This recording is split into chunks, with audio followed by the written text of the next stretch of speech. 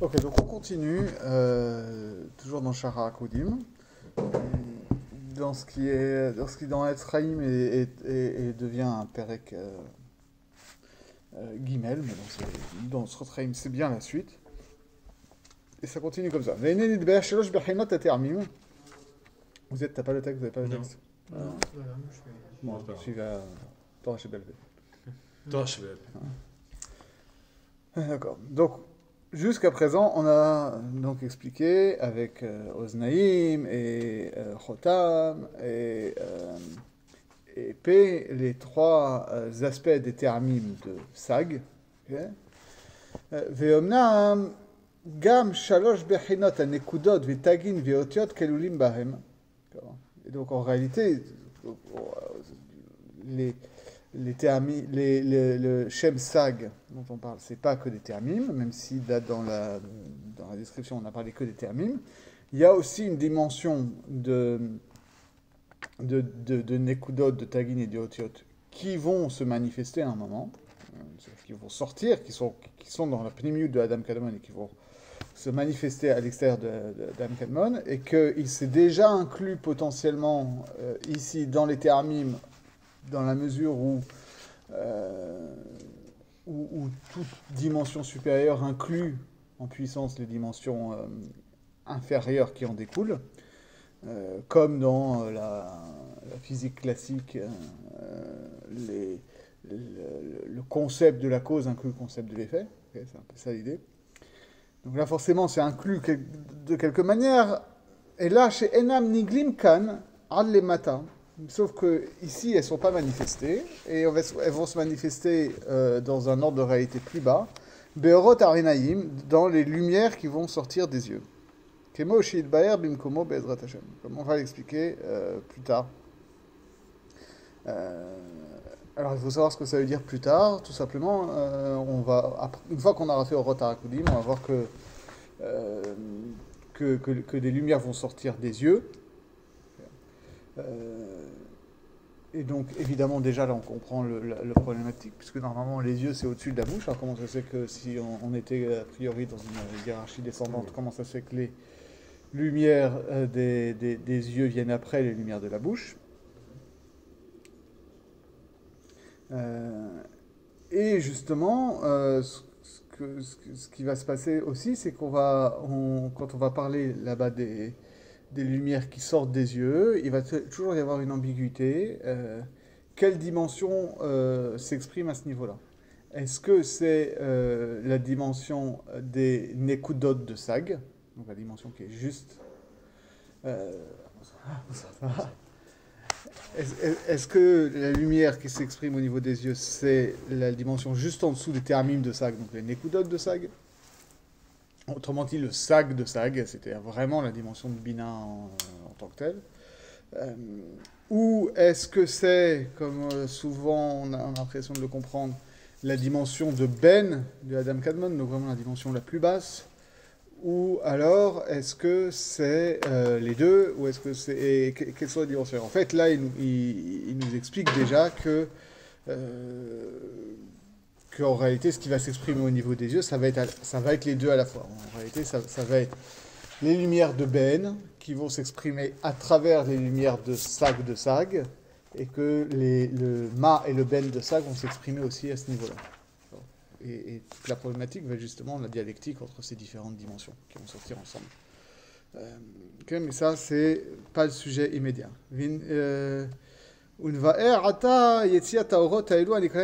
maintenant, on va rentrer dans le détail de ce qu'on appelle Akudim. Parce que, je le rappelle, la problématique, comme il l'a exprimé, c'est la manifestation de la dimension de Keli. Au début, on n'est que dans des orotes, parce que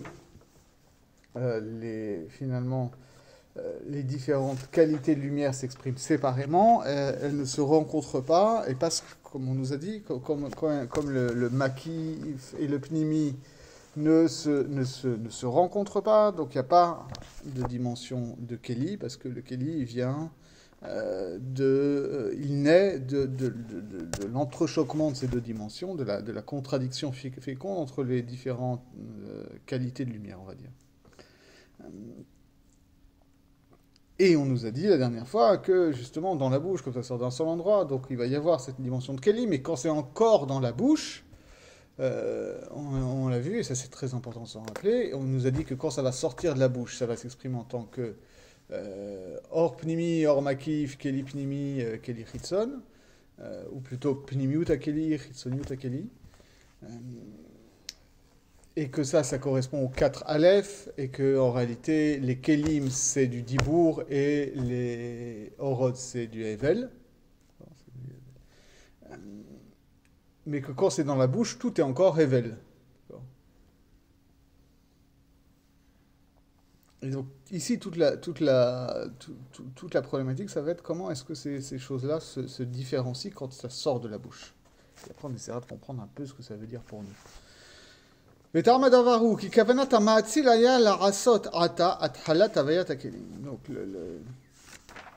le sens de la chose, de ce qu'on essaie d'expliquer, c'est que tout ça se passe pas mécaniquement. Il y a une intention du Ma'atzil, de celui qui pose les choses dans l'être.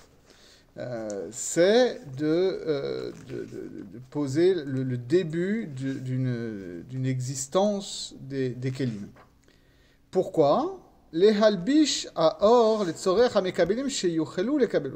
Pour que la lumière ne soit pas une lumière pure, mais que cette lumière elle soit enveloppée, pour que ceux qui doivent la recevoir soient en mesure de la recevoir. Donc c'est un sujet justement à la fois déjà de tzimtzum, on comprend bien, puisqu'il s'agit de filtrer, d'amenuiser, mais en même temps de tikkun, puisque cette filtration, cet habillement, cet enveloppement sert à ce que cette lumière puisse servir à sa finalité, qui est qu'il y ait des créatures qui reçoivent cette lumière, parce que c'est toujours ça le sujet.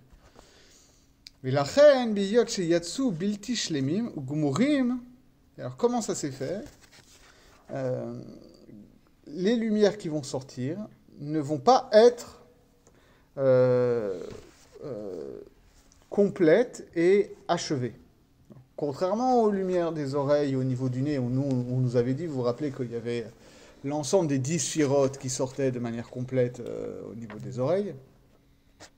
On disait à la fois, on faisait des guématriotes pour montrer que ça correspondait à 10, donc c'est les 10 sphirotes, et que c'était le He, donc ça correspond aux 5 partsufim, etc. Là, on nous dit, on va commencer un sujet, alors qu'on croit en général que cette histoire, que ça sort de manière incomplète, ça se passe au niveau des Nekudim, et que c'est là qu'il va y avoir Shvirat HaKelim, etc. En réalité, déjà, au niveau des Akudim, on nous dit que Bekavana, de manière voulue, ça ne sort pas de manière achevée. Pourquoi ? Parce que du fait que ça ne sort pas de manière achevée, Chazrou la'atlot les shorsham, les taken ou les ishtalem. Et là, on pose aussi un autre principe. Ces lumières-là qui vont sortir de manière imparfaite, elles vont être obligées de remonter vers leur source pour recevoir un tikkun et pour recevoir leur perfection. Ça explique pas pourquoi. Alors ça explique pas pourquoi. Ça explique comment ça marche. Pourquoi est-ce qu'il y a besoin de retourner à sa source ? Pourquoi déjà elles sortent incomplètes ? Oui. Si elles sortaient complètes, il n'y aurait pas de tikkun. Ouais. Oui, sauf qu'on voit déjà qu'il y a 2 tikkunim en fait. Il y a le tikkun. Comment dire ? Les tzorer acherim, d'accord ? Un tikkun en vue d'autrui, c'est-à-dire que les lumières ont besoin d'un tikkun qui va être une albacha, qui va être un enveloppement, une filtration pour que autrui puisse les recevoir. Et il y a un tikkun des lumières elles-mêmes qui est le fait qu'elles doivent recevoir, qu'elles sortent incomplètes et qu'elles doivent être complétées, qu'elles doivent être parfaites. Et en réalité, dans les Kitve Hari, comme Avivi l'a bien montré, il y a toujours ces 2 paradigmes du tikkun. Tikkun, ça veut dire 2 choses. Tikkun, ça veut dire à la fois donc être et ne pas être présenté de manière brute, mais présenté de manière enveloppée pour que autrui puisse le recevoir. Oui, c'est-à-dire le recevoir et pouvoir, si c'est enveloppé, se retrouver enfin, enlever l'enveloppe pour comprendre l'essence première ou de garder cette enveloppe. Non, c'est-à-dire l'enveloppe va être un keli. C'est-à-dire un keli, c'est justement, ça permet de saisir la chose. Sans l'enveloppe, on pourrait pas. Le tikkun, c'est pas d'enlever l'enveloppe, c'est l'enveloppe qui nous permet d'atteindre le. Voilà. C'est-à-dire, c'est pas un sens de réparation, c'est un sens de perception. Non, c'est un sens de. C'est trompeur. Ouais, parce que tikkun, on traduit là. Tikkun, c'est réparation. Mais tikkun, ça peut être aussi un après, d'accord? De la même manière que. On parlait d'un avocat, il met sa robe d'avocat. Et pour lui, c'est un tikkun, comme ça, on comprend que c'est un avocat. Okay. Ouais, oui, tu mets quelque chose. Oui. C'est quelque chose qui lui donne une fonction dans un contexte. Okay. Comment traduire tikkun? Voilà, un après, un après, au sens où c'est quelque chose qui apprête, qui prépare à accomplir une fonction déterminée. Si on prend l'exemple de l'avocat, l'avocat, il est à la cour, il a sa robe d'avocat, tout le monde comprend qu'il parle en tant qu'avocat. Même si en fait cet avocat il s'appelle Arnaud Gelgeroy, et c'est pas qu'un avocat. D'accord ? Quand il n'a pas sa robe d'avocat, il fait plein de choses et il peut porter une autre parole, etc. Mais s'il venait habillé en habit de ville à la cour, on se dirait mais qui parle ? À quel titre il parle et quelle est la fonction de sa parole. Alors qu'à l'inverse, s'il vient habillé en robe d'avocat, a priori, il parle en tant qu'avocat. S'il se met à parler de toute autre chose, on se dit, attends, il y a un bug, il parle en tant qu'avocat, il parle pas en tant qu'avocat, je comprends plus. Alors qu'en réalité, c'est la même personne, d'accord, sous l'habit. Ok, j'ai plus compris. Donc c'est ça l'idée. Cette première idée, c'est le tikkun, c'est que c'est quelque chose qui va orienter notre lecture et notre saisie de cette lumière qui, en soi, est infinie. Et c'est tout ce travail, justement, de l'altérité, d'accord ? C'est que on ne saisit jamais de l'autre que ce qu'il choisit d'exprimer, ce qu'il exprime par la parole, ce qu'il exprime par le vêtement, ce qu'il exprime par son comportement, etc. Alors, à la fois, ça nous donne accès à une certaine intériorité, d'accord ? Parce qu'on suppose que la personne qui parle comme ça, qui s'habille comme ça, n'est pas un robot, n'est pas un zombie philosophique qui fait ça de manière totalement automatique, sans aucune intériorité. Même si en réalité on n'en sait rien, c'est-à-dire qu'il pourrait y avoir cette notion d'un zombie philosophique qui imiterait par la perfection un être conscient, mais en réalité c'est juste un algorithme extrêmement perfectionné. Donc ça nous donne accès à cette intériorité, on suppose, mais en même temps on n'a pas accès à cette intériorité directement. Ça c'est le premier sens de tikkun. Donc c'est le tikkun pour autrui, on va dire. Comme Hegel. Et il y a le tikkun pour soi, c'est-à-dire des lumières, des attributs qui vont être exprimés au début de manière imparfaite et qui vont ensuite acquérir une perfection plus grande. Et en réalité, comme on va le voir, et c'est ça qui va se déployer déjà ici. Moi, je suis désolé, mais j'ai toujours pas compris pourquoi elles sortent d'une manière incomplète. Alors, on va le voir. Ok. On va le voir.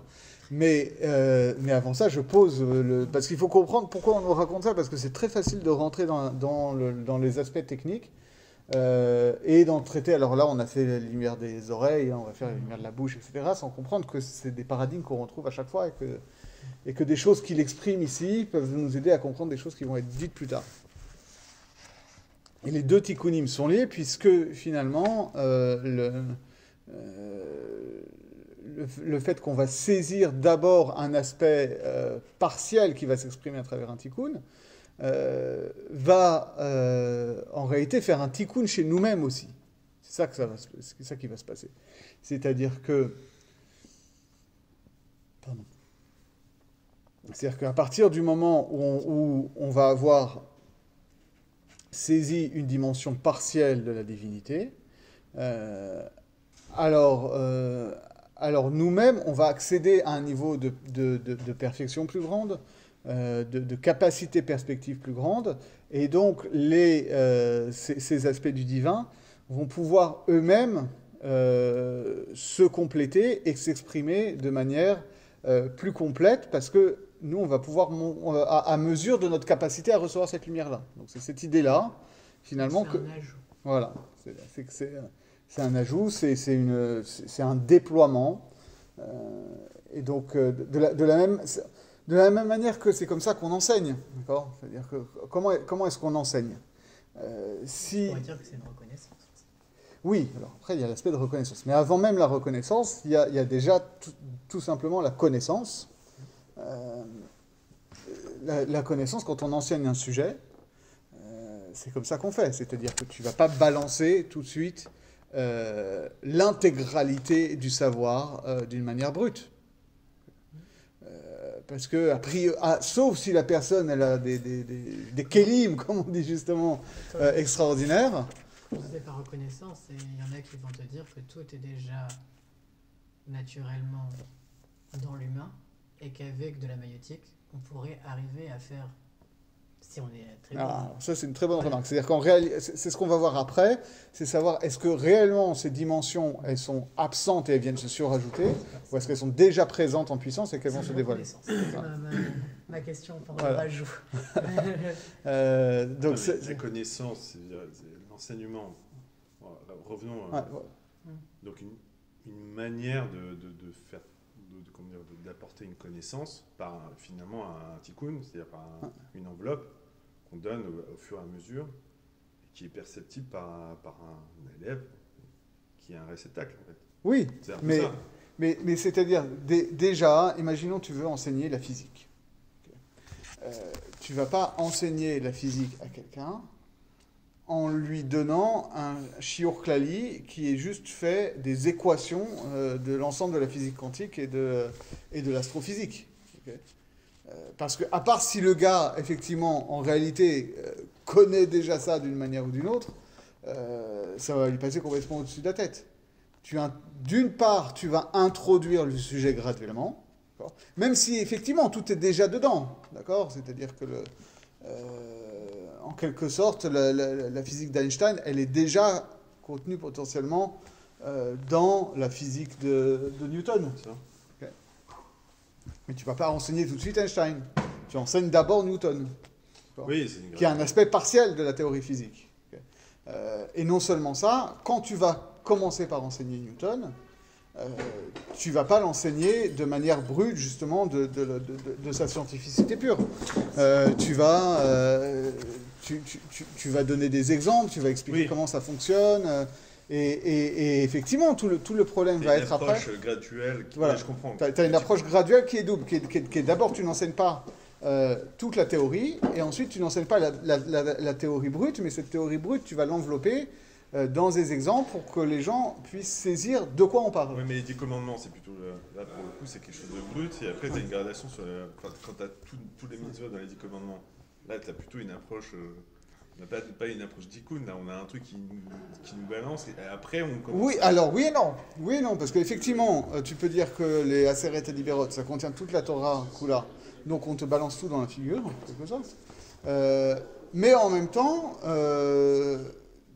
tu n'as pas explicitement dans les Aseret et Liberot que la Torah Kula. Tu as finalement des grands principes qui sont des principes qui sont hyper basiques en réalité. Et c'est tout un effort de compréhension que d'aller retrouver dans des choses aussi générales et basiques que tu ne tueras point ou que tu ne voleras point tous les dynim qui sont développés dans Mishpatim et dans l'Agmara, etc. Et ça s'appelle un tikkun alors ça ?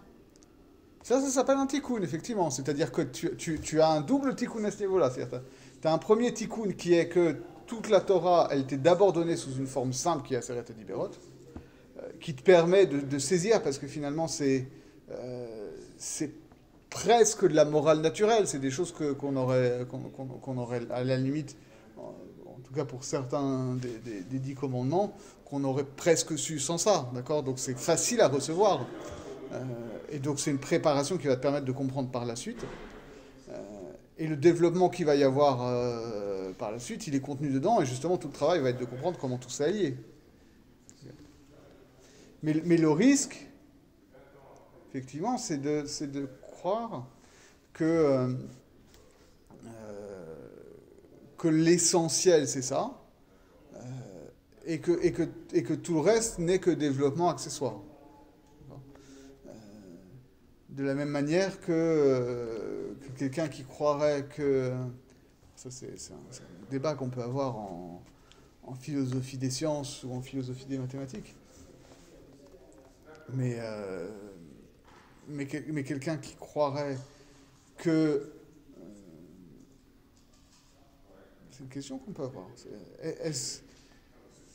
Est-ce que la physique, c'est les phénomènes observables et quantifiables et le fait qu'il y a une pomme qui tombe de l'arbre, ou est-ce que la réalité de la physique, c'est l'équation qui explique pourquoi est-ce que la pomme elle tombe de telle manière?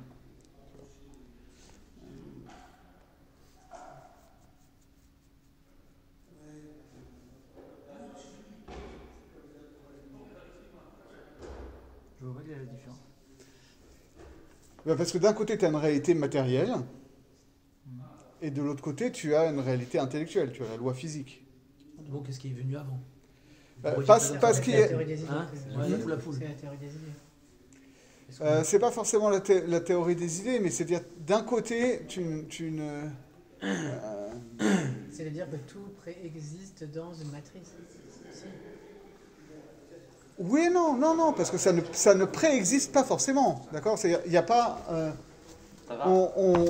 quand on parle des phénomènes physiques et des lois physiques, ça ne veut pas du tout dire que les lois physiques préexistent aux phénomènes physiques. S'il n'y avait pas de phénomène physique, il n'y aurait pas forcément de loi physique, ça n'aurait pas de sens. Tu ne peux pas parler de la loi de la chute des corps ou la loi du mouvement des corps s'il n'y a pas de corps. Ça n'a aucun sens. Mais de l'autre côté,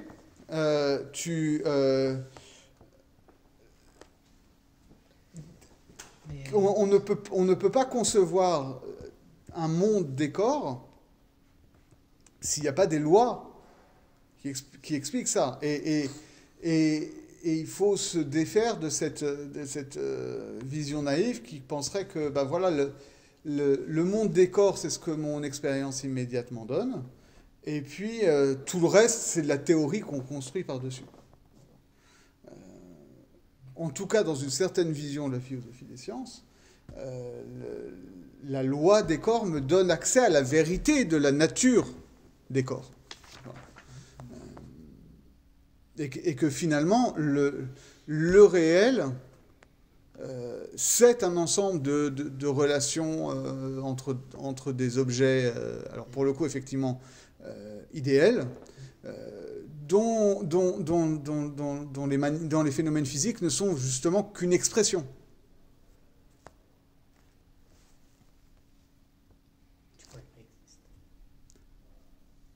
Non, elle préexiste pas forcément, parce que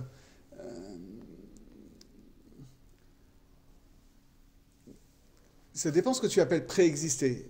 Elle ne le précède pas chronologiquement. Non, mais si le phénomène se passe, c'est forcément qu'il y a, dans la matrice, c'est possible qu'il se passe. Oui, c'est-à-dire qu'il y a effectivement une préséance ontologique des lois par rapport au phénomène. Tu dis, une loi, s'il n'y a pas les corps, c'est débile. Mais si on peut la penser, c'est déjà que potentiellement, bon, nous on n'est pas Dieu, donc on ne peut pas créer, mais ça veut dire que déjà il y a la possibilité que ça. On ne pourrait pas créer des lois qui vivraient dans des choses imaginaires. Bon, alors, qui seraient. On peut mettre des théories. On peut peut-être mettre des lois sur des théories qui n'existent pas. Ça dépend. Première chose, c'est sûr que si on pose un modèle comme ça veut dire que que les lois ont une préséance ontologique par rapport aux phénomènes qui les expriment. Ça ne veut pas dire qu'elles les précèdent chronologiquement. Qu'on pourrait imaginer un temps où il y a les lois sans les objets. Si, ça veut dire que les idées existent avant. Par contre, la manifestation de l'idée, mais du coup, ce n'est plus l'idée, c'est sa manifestation. Alors, oui et non, c'est-à-dire, parce que pour le coup, est-ce que autant bon, après, on peut rentrer, ça c'est... Je suis pas magicien, tu sais. Je sais, mais moi je suis assez conscient aussi. C'est bien la Torah, la Teshuvah était avant le monde et tout ça, etc.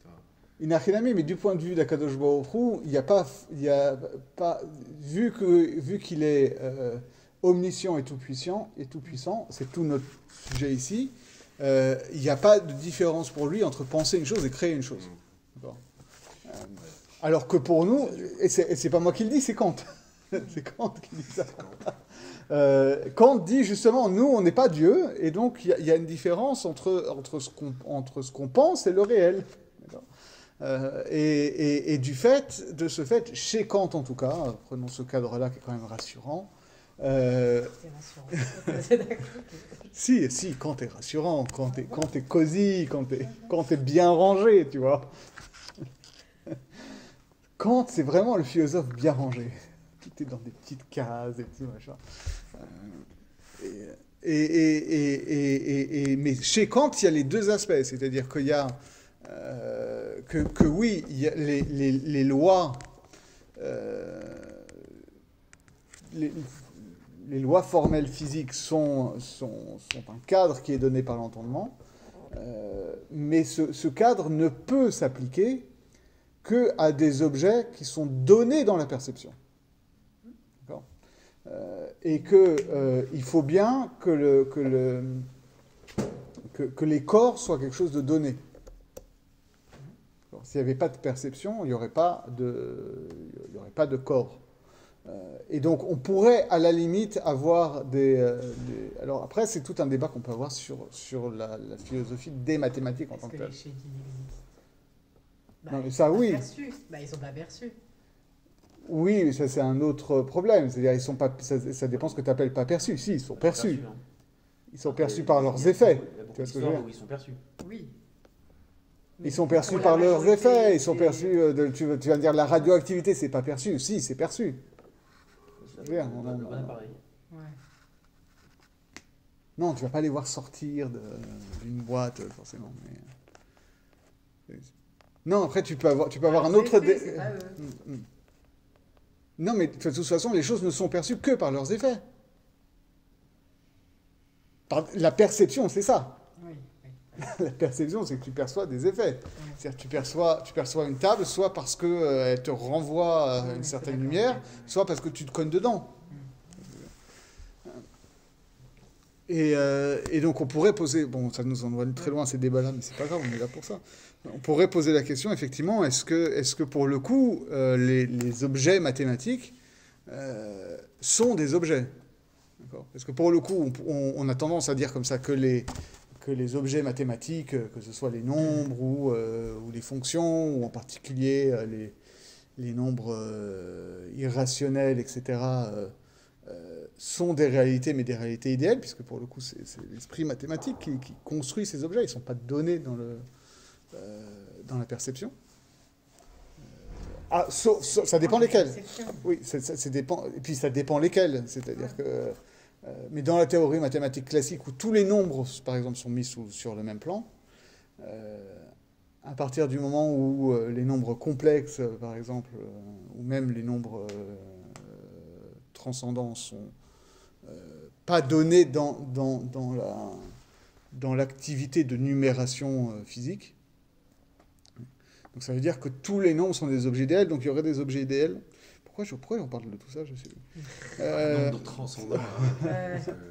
On parlait de la chose qui sort et qui a un tikkun Voilà. par l'effet que ce soit Mécabel. Et Voilà. Ok. Voilà, et donc tout ça pour dire qu'effectivement, il y a...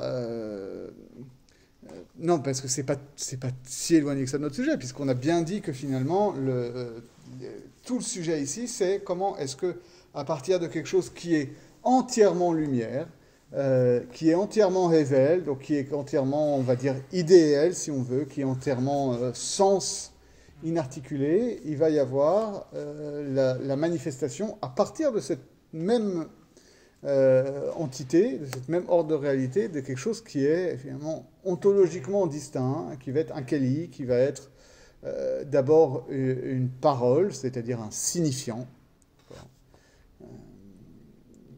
et éventuellement au final voilà, des réalités qui vont être jusqu'aux réalités matérielles, et qui pourtant vont être liées et animées par du sens. Ça va être la dialectique de la lettre et de l'esprit, du corps et de l'âme, etc. Et comment est-ce que tout ça se concrétise? Et donc on essaie de comprendre comment ces réalités corporelles, signifiantes, discursives vont à la fois se manifester, se différencier, pour être un tikkun des lumières, c'est-à-dire que de permettre que les lumières soient saisies, mais donc forcément saisies à travers ce filtre, pour le coup, ici, avec le paradigme langagier, qu'on va... Le signifiant, qui n'a rien à voir avec le signifié, c'est-à-dire la façon dont je bouge, que je produis des sons avec mes dents et ma langue et mes lèvres, n'a rien à voir avec le sens des mots que je prononce. En tant que réalité phonique pure. Ça dépend quelle langue. Il y en a qui vont prétendre que si. Les Indiens prétendent que le sanskrit, c'est de la physique. Non, mais nous aussi, on prétend ça. Ah oui, mais, voilà. mais on est bien d'accord qu'entre Kaf et ma paume, le fait que le son sorte avec un K ne dit rien de la paume. Alors après, effectivement, on peut avoir... En tout cas, pas directement. Pas directement. Il va falloir quand même passer par... Et c'est tout le sujet qu'on a ici. Il va falloir expliquer que... et de manière... est-ce qu'on va appeler ça métaphysique? Est-ce qu'on va appeler ça mystique, symbolique, chaîne de signifiants, etc. Comment est-ce que ce claquement que je produis avec des organes de chair renvoie de proche en proche à des archétypes qui vont expliquer que ces mêmes archétypes correspondent à ce qui se passe dans la paume. C'est tout ce qu'on est en train de faire ici. Mais on ne peut pas dire immédiatement que quand je dis kaf, on comprend que je parle de ma paume. La preuve, c'est que quelqu'un qui ne parle pas la langue ne comprend pas. Bon, c'est ça le sujet. Et en même temps, donc, comment est-ce que tout ça va non pas contenir un seul sens, mais un déploiement potentiel de sens de plus en plus élevé qui vont tous être contenus en réalité en puissance dans ce... Kelly,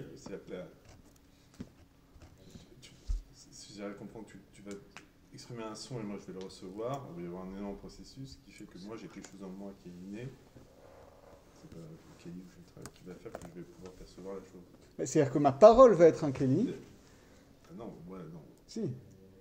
Non, les mots que je vais prononcer vont être un Kelly pour le sens que j'y mets. Non, c'est-à-dire des mots vont être un hasard et moi je suis un Kelly qui va percevoir un truc. Non, les mots sont déjà un Kelly.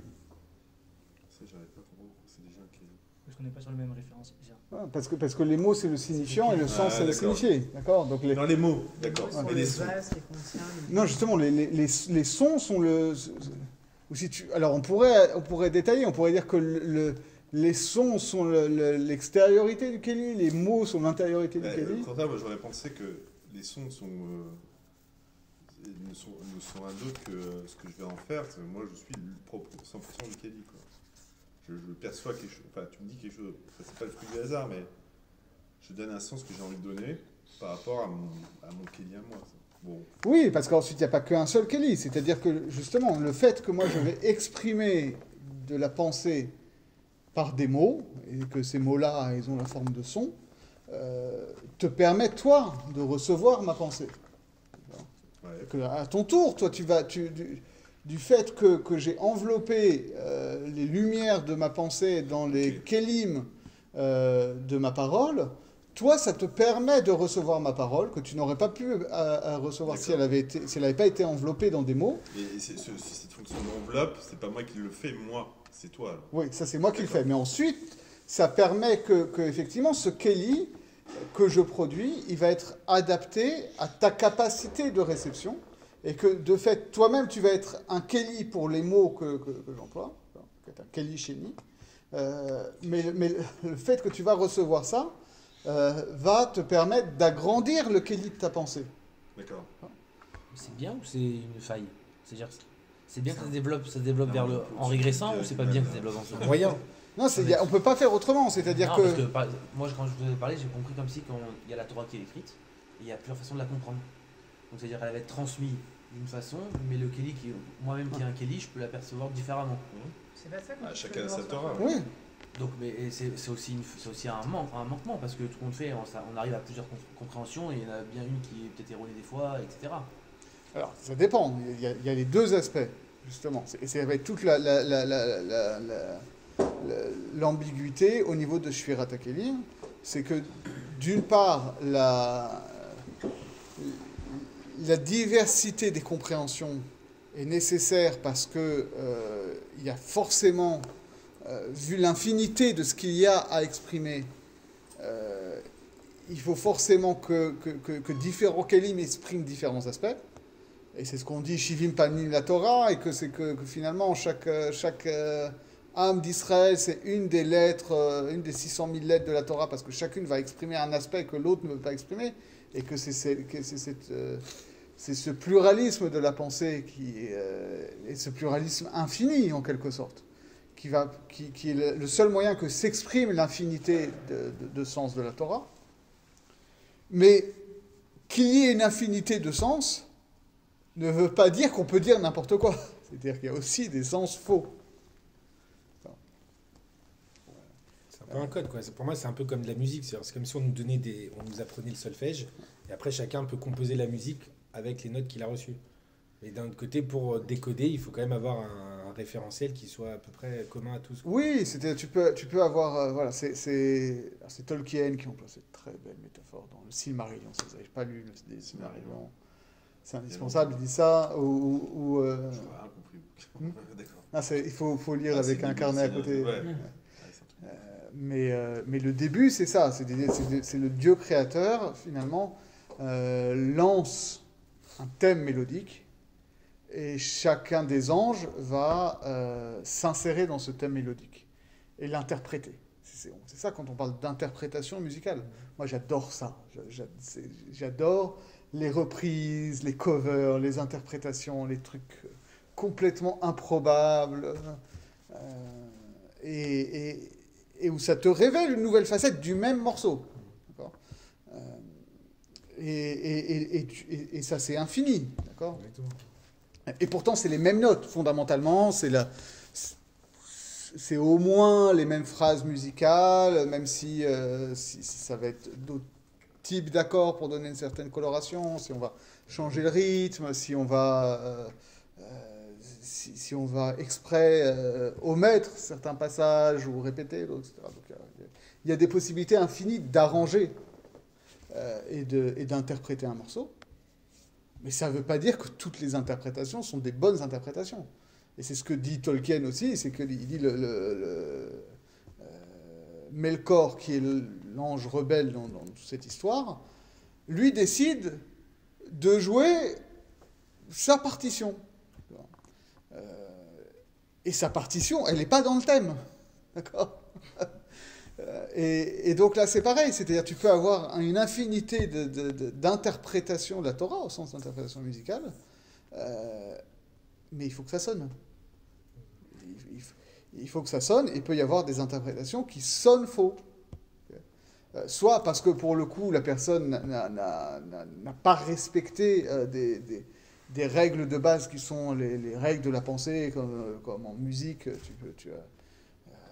tu peut tordre les règles, mais il y a quand même quelque part certaines structures fondamentales.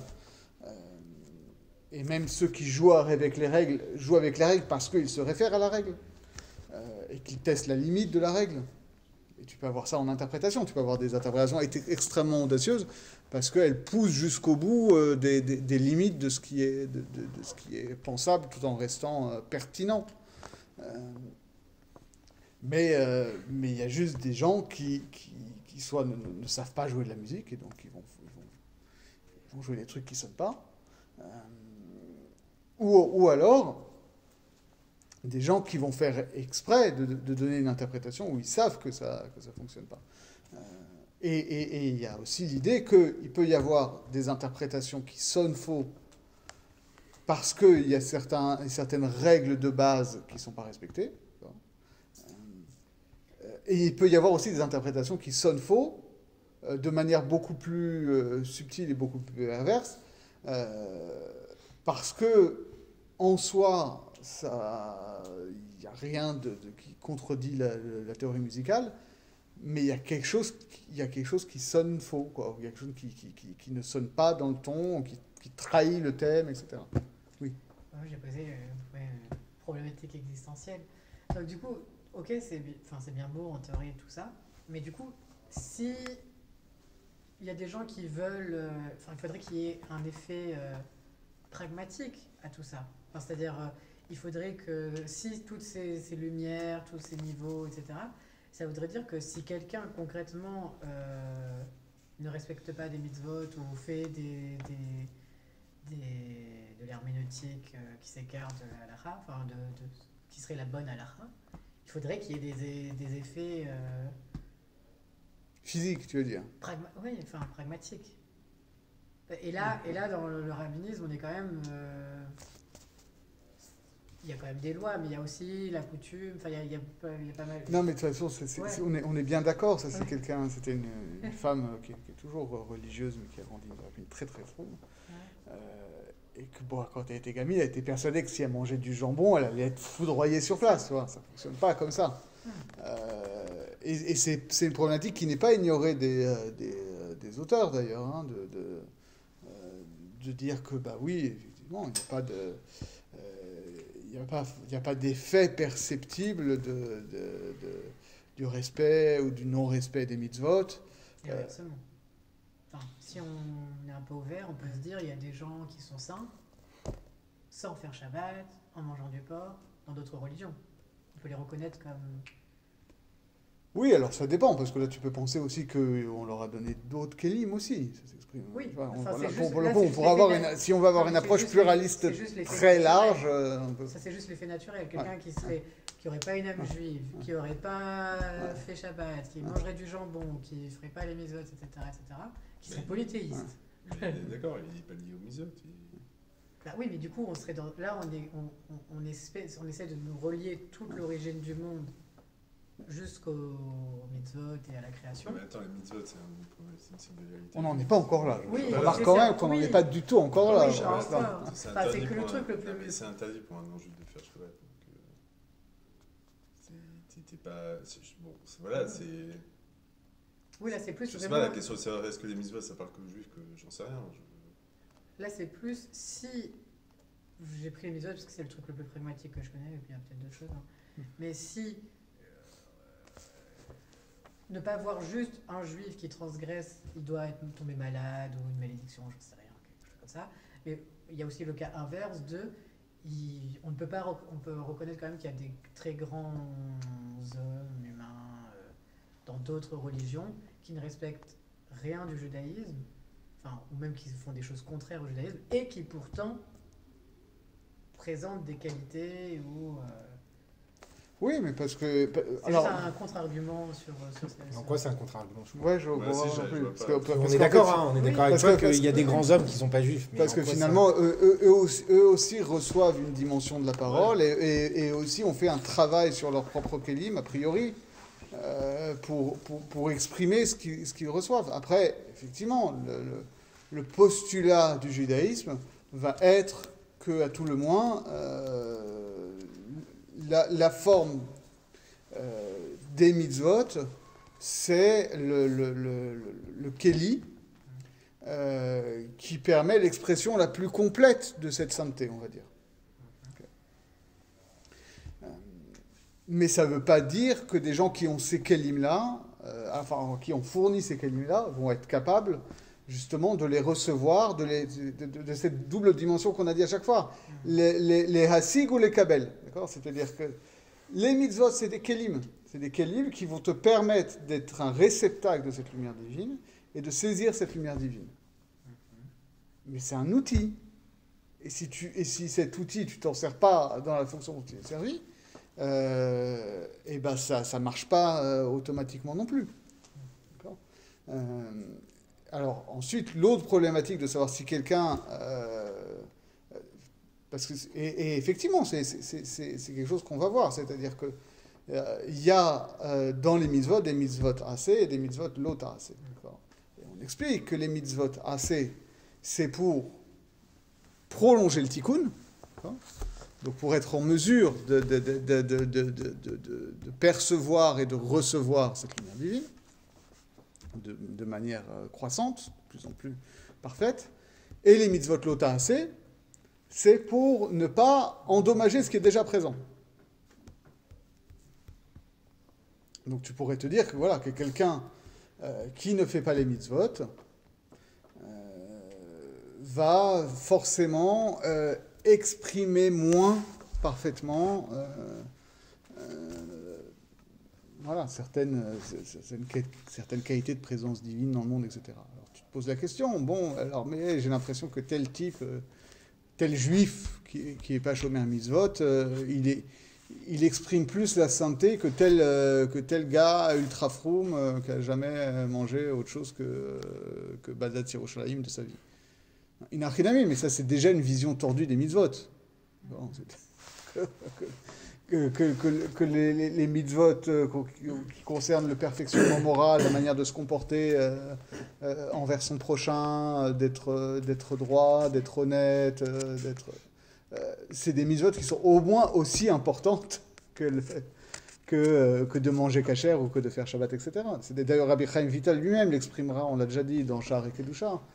Il dit d'un côté, c'est vrai que ce qu'on va appeler le tikkun amidot, c'est-à-dire le raffinement du caractère, c'est pas des mitzvot en tant que tel, et donc c'est un niveau plus faible puisque ça concerne le tikkun de l'âme animale, on va dire, alors que les mitzvot, ça concerne le tikkun de l'âme divine.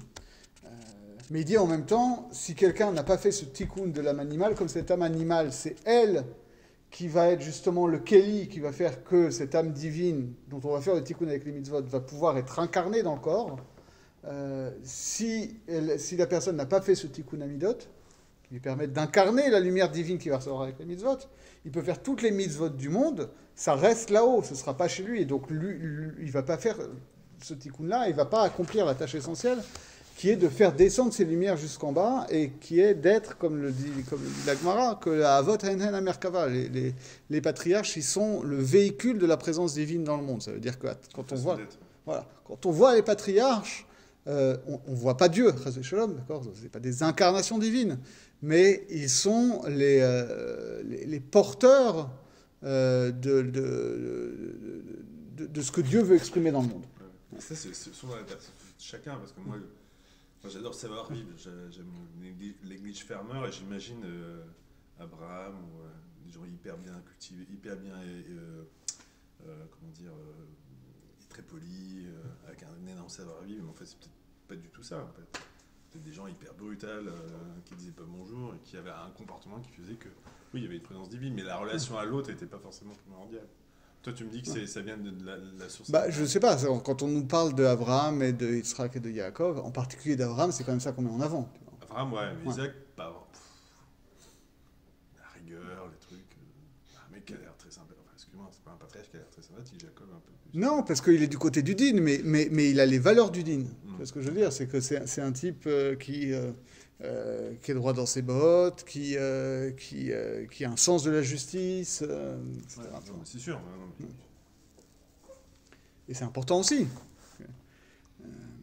Je sais plus du tout où on en est.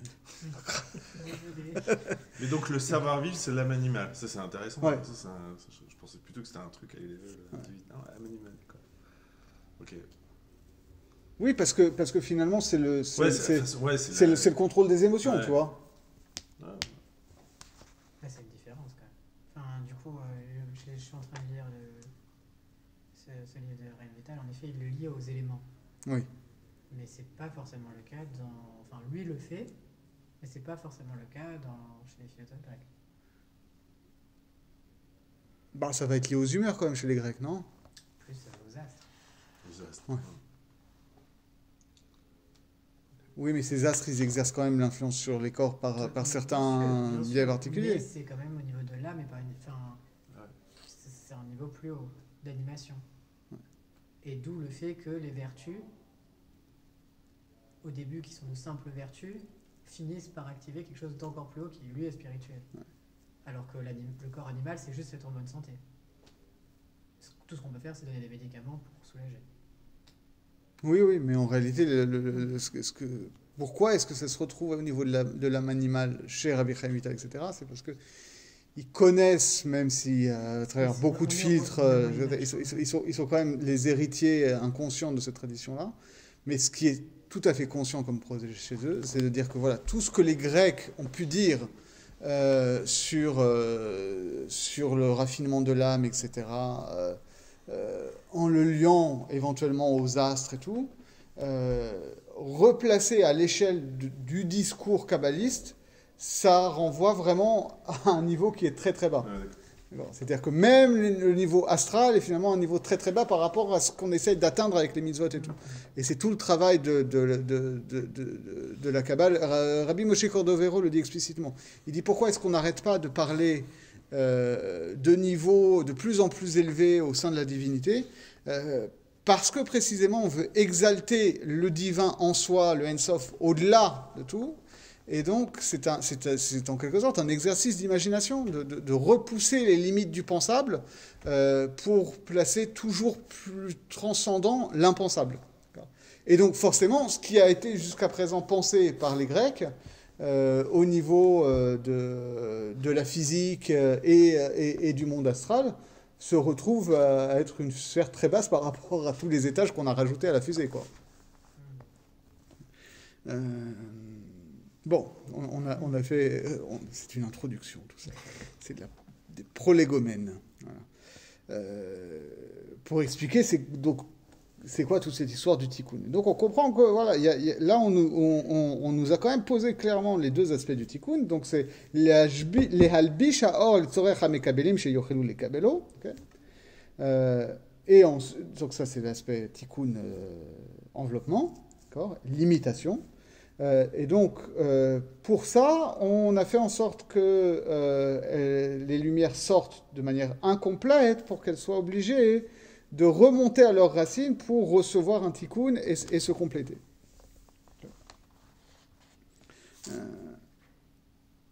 Et on retrouve ici le paradigme du tzimtzum qu'on avait au tout début, d'accord ? C'était ça le tzimtzum, c'est-à-dire qu'on a... L'objectif, c'est qu'il y ait une albacha, d'accord, qu'on a vu, il y avait le tsinor et le cave, etc. C'était le premier aspect. Et pour qu'il puisse y avoir ce tsinor et le cave, il y a eu d'abord un retrait de la lumière. Et ici, c'est la même chose, d'accord. C'est la lumière qui remonte vers sa source et qui va, comme on va le voir, laisser quelque chose derrière, laisser une trace derrière. C'est sûr que, comme on l'a expliqué avec l'histoire des 4 Aleph, et en réalité même avant, puisqu'on parlait déjà au niveau des oreilles et du nez de Orpnimi et de Ormakif, la dimension du Keli, elle était présente en puissance dans la lumière. Mais tant qu'elle était dans la lumière, elle ne pouvait pas être en acte. Parce que finalement, tout ça, c'était lumière. Et sauf qu'il y a ça c'est difficile à comprendre, mais il y a dans la lumière une lumière plus fine, et une lumière plus épaisse, plus grossière. D'accord. Rak shaya mechubar bo be'atzem hetev. D'accord. Sauf que les deux aspects de la lumière étaient, les différentes qualités de lumière étaient unies dans une seule lumière. Pourquoi il n'y a pas qu'une lumière?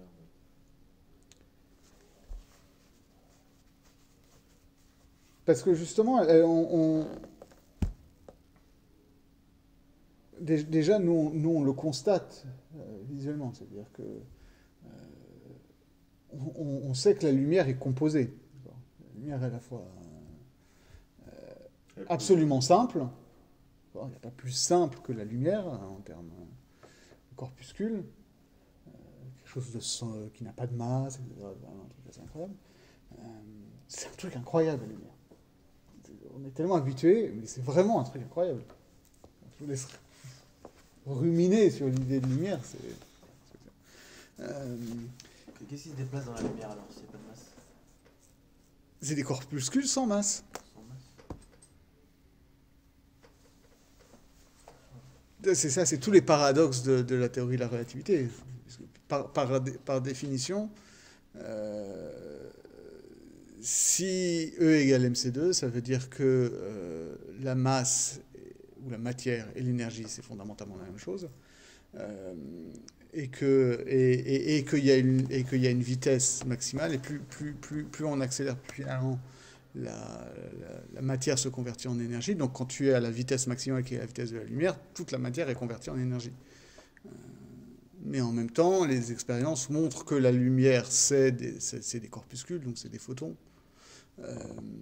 Puisqu'on peut savoir, si on envoie un seul photon, par quel trou il passe. Et en même temps, même sans avoir de masse, c'est quand même soumis à la gravitation. Puisque si tu as un objet d'une masse extrêmement grande, comme un trou noir, qui n'est pas un trou en fait, qui est un truc extrêmement dense, donc la lumière va être déviée de sa trajectoire pour aller vers le trou noir, et si elle s'approche trop, elle ne peut plus sortir. Mais c'est pas du tout le sujet ici. mais même au niveau de la notion simple de lumière, d'accord, c'est-à-dire à la fois la lumière c'est un truc absolument simple, au sens où c'est pas un corps qui est composé de parties, d'accord, comme notre corps ou même comme les atomes, où on peut, tu vois, un atome tu peux le décomposer à l'infini, c'est-à-dire qu'au début on avait les atomes, enfin on avait les molécules, puis on a compris que les molécules se décomposaient en atomes. On a compris que les atomes ils se décomposaient en particules, et puis ces particules, on les a décomposées en quarks. Et peut-être que dans 20 ans, on découvrira des éléments fondamentaux des quarks. Il n'y a rien qui interdit ça. La lumière, c'est pas comme ça. La lumière, c'est absolument simple. Et en même temps, la lumière, c'est forcément composé. Quand tu mets un prisme, tu vois bien qu'il y a différentes fréquences de lumière, et que... et donc, je sais pas, peut-être que métaphoriquement, on pourrait dire ici que les lumières les plus épaisses, c'est celles qui ont la vibration la plus basse, par exemple. Tu vois, donc il y a différentes qualités de lumière. Mais tout ça est mélangé. Et donc cette lumière, cet aspect-là, il se manifeste pas. On pourrait même aller plus loin. On pourrait avoir une autre métaphore, de dire que nous, on perçoit la lumière. On perçoit la lumière. Mais il faut bien comprendre deux choses quand on perçoit la lumière. C'est que, d'une part, on ne perçoit la lumière que si elle est filtrée. C'est-à-dire une lumière qui est trop intense est aveuglante et tu ne perçois plus parce que ça outrepasse tes capacités de réception. Donc il faut déjà que, quantitativement, cette lumière soit filtrée. Et soit tamisée, on va dire. Et en plus, on sait très bien qu'on ne perçoit pas tout le spectre lumineux. C'est-à-dire qu'en deçà du rouge, il y a une infinité de fréquences infrarouges. Au-delà du violet, il y a une infinité de fréquences ultraviolets. Donc on ne perçoit qu'une portion du spectre lumineux. Donc on pourrait dire ici, si on voulait essayer de trouver une métaphore moderne, de dire que la lumière la plus grossière, ça va être spécifiquement la lumière qui est entre l'infrarouge et l'ultraviolet que nous on peut percevoir, et que les parties les plus pures c'est celles qui outrepassent ça, quelque sorte, d'accord, כאשר יצא אור דרך הפה ולחוץ, יצא הכל מעורב ביחד. Quand cette lumière-là sort, comme on l'a dit, tout ça, ça sort mélangé. וכשחזרו לעלות ולהשתלם, כנזכר לעיל, donc quand ça va remonter, pour se compléter comme on vient de le dire, אז ודאי שעל ידי יציאת האור חוץ לפה, הנה אותו אור בחינת הכלים שהוא יותר עב, כנעתה עביות יותר. Ça, c'est un nouveau concept. C'est que quand ces lumières-là sortent de la bouche, il y a une différenciation déjà qui se fait au niveau de la qualité. C'est-à-dire que les parties, du fait que ça passe dans l'extériorité, donc ça acquiert une concrétude plus grande, une épaisseur plus grande, et donc cet épaississement de la lumière est particulièrement prégnant pour les parties de la lumière, en quelque sorte, qui étaient déjà les plus épaisses. Je ne sais pas du tout ce que ça veut dire, tout ça. Et pour l'instant, on lit des mots.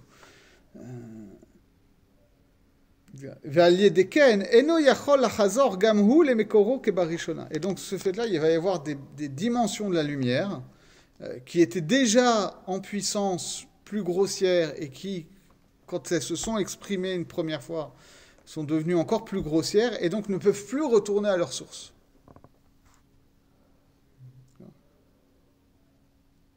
Venitpachet haor hazach mimenu, et donc la lumière pure qui était au début mélangée avec cette lumière grossière, elle se dépouille de ça, elle se retire de ça. Ce mot-là, nitpachet, il est important. Nitpachet parce que littéralement, ça veut dire se déshabiller.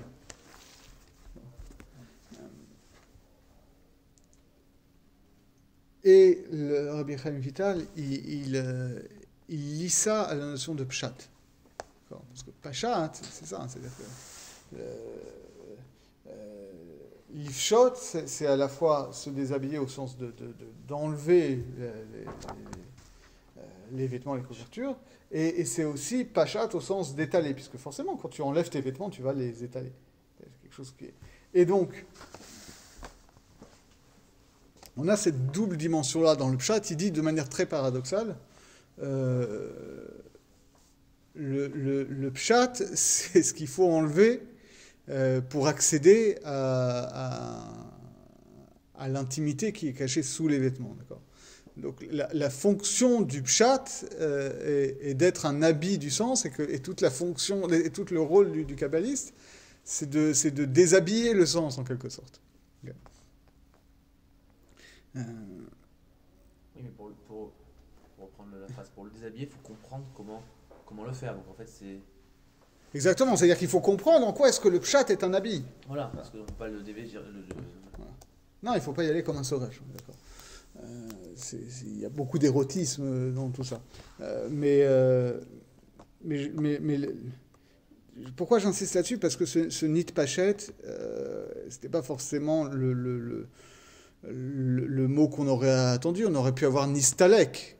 D'accord ? C'est retiré, parce qu'en général, c'est comme ça que Rabbi Chaim Vital va s'expliquer, quand il va dire qu'il y a une dimension supérieure qui se retire d'une dimension inférieure. Il va dire nistalek, on va dire istalkut mochin, d'accord ? Quand il va y avoir les mochin, c'est-à-dire les conceptions élevées qu'on va perdre parce qu'il va y avoir une dégradation dans l'architecture des mondes, on va parler de istalkut, de quelque chose qui se retire. Là, le fait qu'ils nous disent nitpachet, ça nous laisse quand même entendre que justement on est déjà dans cette dialectique du sens. C'est de toute cette dialectique entre le pshat et le sod. C'est que finalement, puisque, encore une fois, on est dans de la parole ici, d'accord ? Donc Akadosh Baruch Hu, il exprime des choses par les mots de la Torah. Et ces mots de la Torah, or il y a les mots en tant que tels, d'accord ? Et ces mots-là, ils contiennent une lumière. Ils contiennent du sens. D'accord. En réalité, ils contiennent plusieurs sens. Le pshat, c'est pas les mots eux-mêmes. Le pshat, c'est le sens premier des mots. En quelque sorte. Le premier sens des mots qu'on rencontre. C'est ça le pshat. Okay. Et le sod, c'est un sens qui est enveloppé dans ce pshat. D'accord. Et donc, ici, en quelque sorte, c'est ça c'est mon hypothèse, hein, c'est ça qu'il vient nous dire. C'est que finalement, à la base, dans la première énonciation de la Torah par Kadosh Baruch Hu, il n'y a pas encore les mots de la Torah. Il y a d'abord une expression du sens de la Torah où le pshat et le sens ils sont mélangés. Et mais que justement, tout n'est pas exprimé de manière déployée tout de suite, que ce pshat, et a fortiori ce sod en réalité, fondamentalement ce sod, il est présent en germe, il n'est pas maturé, il n'est pas manifeste au niveau du pshat, et donc le travail que nous on a à faire pour accéder à ce sod, c'est un premier mouvement qui va être un mouvement de retrait, c'est-à-dire de séparation du pshat et du sod, de comprendre, attends, c'est quoi le pshat? Et le sod va être au début dans une dimension complètement intériorisée, non exprimable. Et c'est une fois que justement il va y avoir cette hitpashtut, que le sod va être intériorisé et donc que le pshat va être en apparence vidé de son sod, que justement on nous dit ici que c'est là que les mots de la Torah apparaissent. C'est pour ça qu'on confond souvent les mots de la Torah et le pshat. Parce que le pshat, c'est ce qui donne sa concrétude au mot quand le sod s'en est retiré dans un premier moment. Ce que je remarque, c'est que j'ai l'impression qu'il contredit ce qu'il vient de dire, parce qu'il dit que le but, c'est quand ça sorte avec le Kéli, c'est que ça retourne à son état initial. Ouais. Et après, il est en train de dire que finalement, le Kéli, il reste Kéli. Au contraire, il y a de la aviout, il y a de l'épaisseur de lumière qui va s'ajouter dessus. Ah, par rapport à ce qu'on a dit la dernière fois, tu veux dire? Non, juste ce qu'il vient de dire maintenant, là. Je parle même pas de la dernière fois, je parle... Là, il a dit que le but, c'était... Chazrou Lalot, il dit Velachen biot chez Yatsu Bilti Shlemim Venik Marim. Chazrou Lalot El Shorsham les Itaken ou l'Ishtalem. Oui. Et là, alors en fait... Après, là, maintenant, il dit que non, au contraire, que le sod, il va partir. Voilà. Ça va être encore plus Av. Oui, parce qu'en réalité, au début, tout ce qui sort, c'est des orotes. Mais dans ces orotes-là, il y a besoin, pour que ce soit reçu, que certaines orotes deviennent des kelim. D'accord ? Mais de manière définitive. Alors, pas de manière tout à fait définitive, puisqu'on a vu qu'après, le tikkun complet, on l'a vu au péril précédent, le tikkun complet, c'est que cette lumière, elle vienne transfigurer le keli, mais sans pour autant être mévatel le keli. Il faut que c'est-à-dire que si on continue la métaphore lumineuse, le tikkun final va être finalement, parce qu'il ne faut pas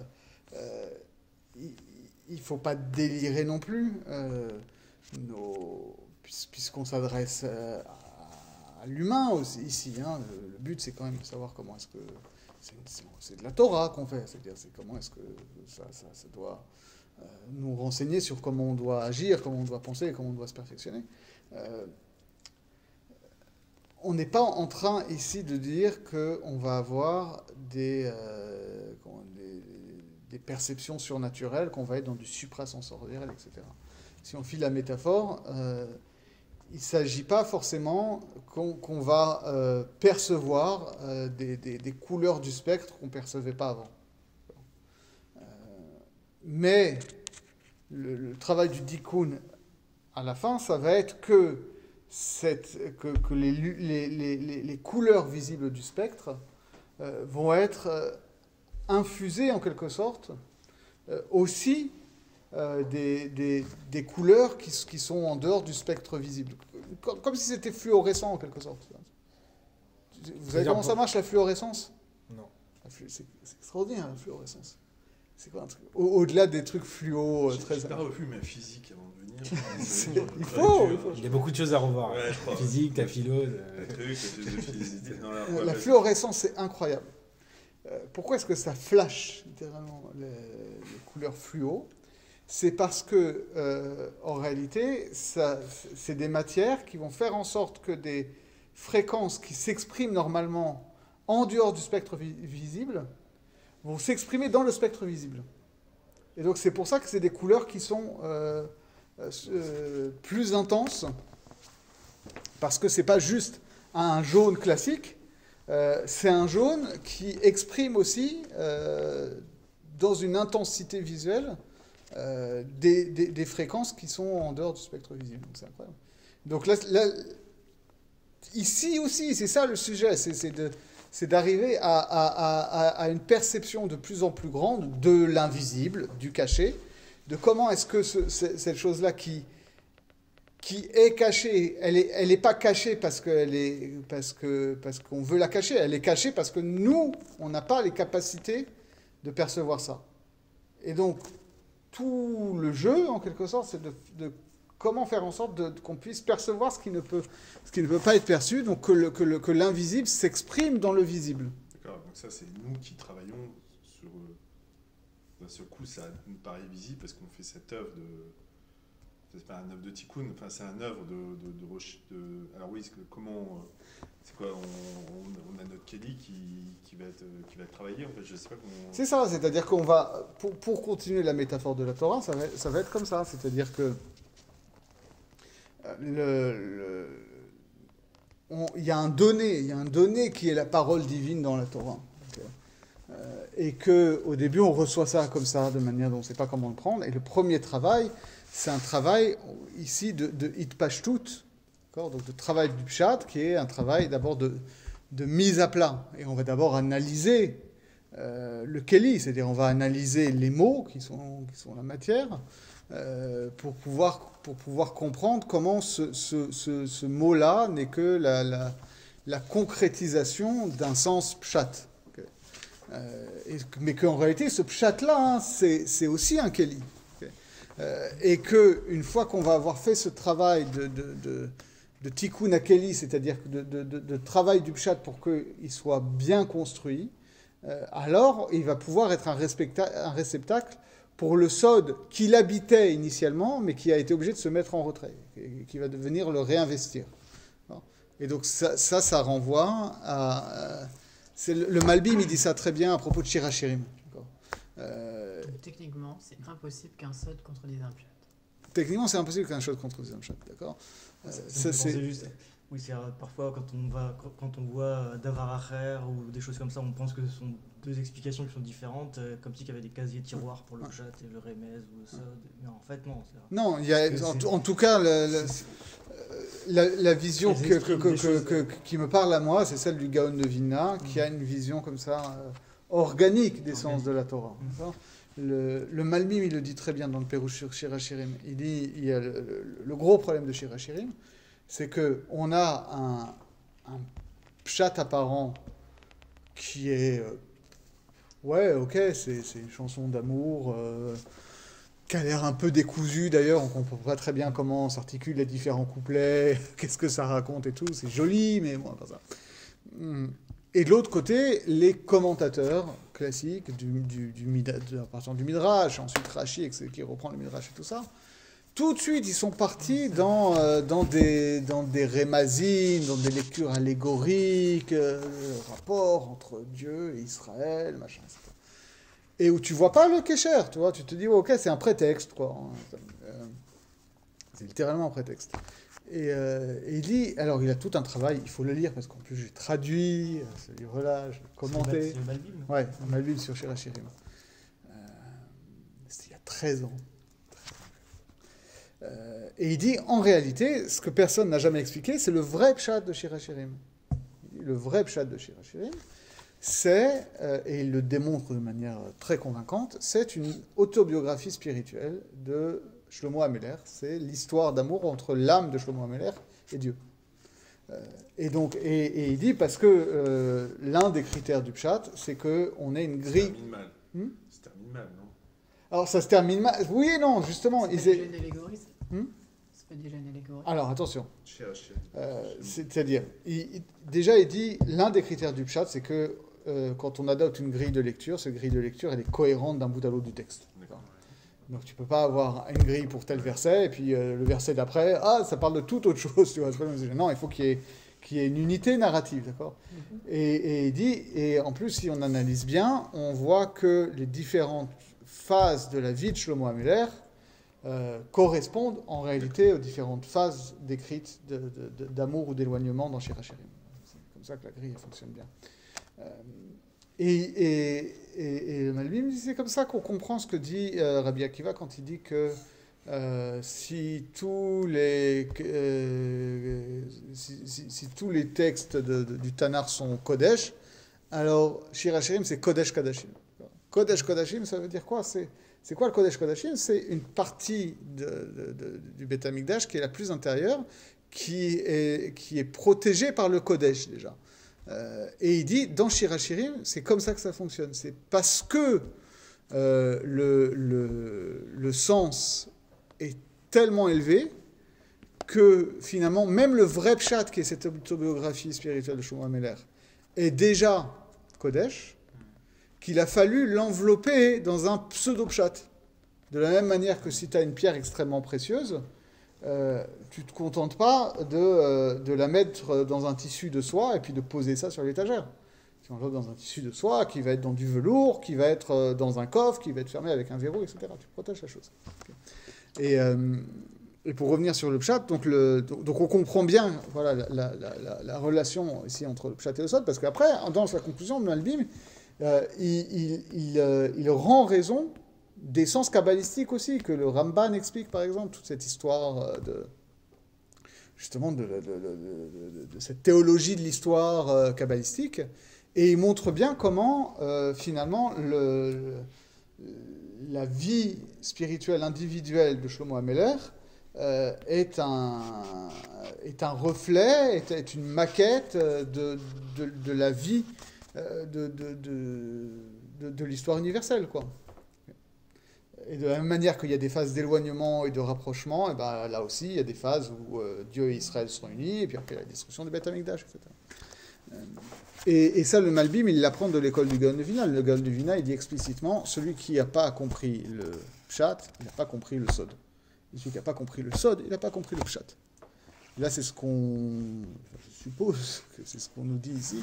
C'est-à-dire qu'il y a forcément une phase où il faut comprendre le pshat par lui-même, mais ensuite, pour comprendre vraiment le pshat, il faut réinvestir le sod de manière graduelle. Et inversement, si tu n'as pas construit le pshat, le sod, il est inexprimable en tant que tel, d'accord?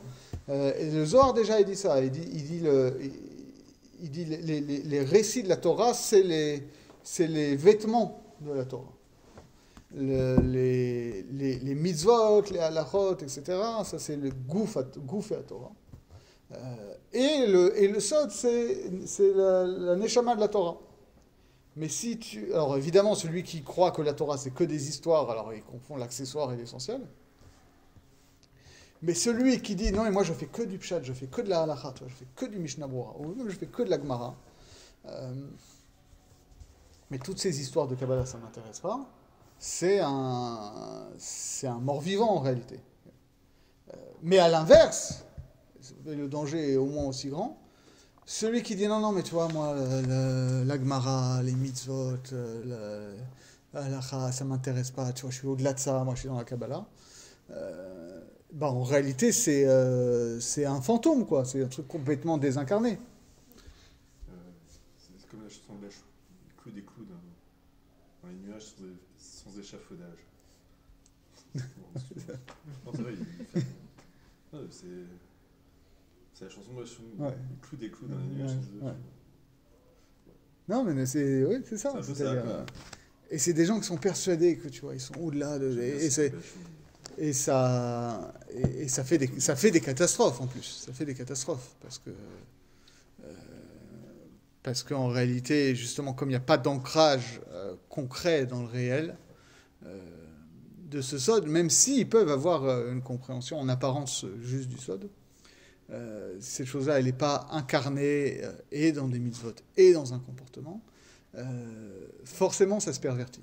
Parce que d'une part, la personne va être comme les maîtres chassidiques eux-mêmes le disent. Hein, ils disent, c'est le Rebbe de Komarno qui est quand même un très très grand et maître chassidique et kabbaliste et mystique. Pour le coup, c'est un vrai mystique qui a des visions, etc.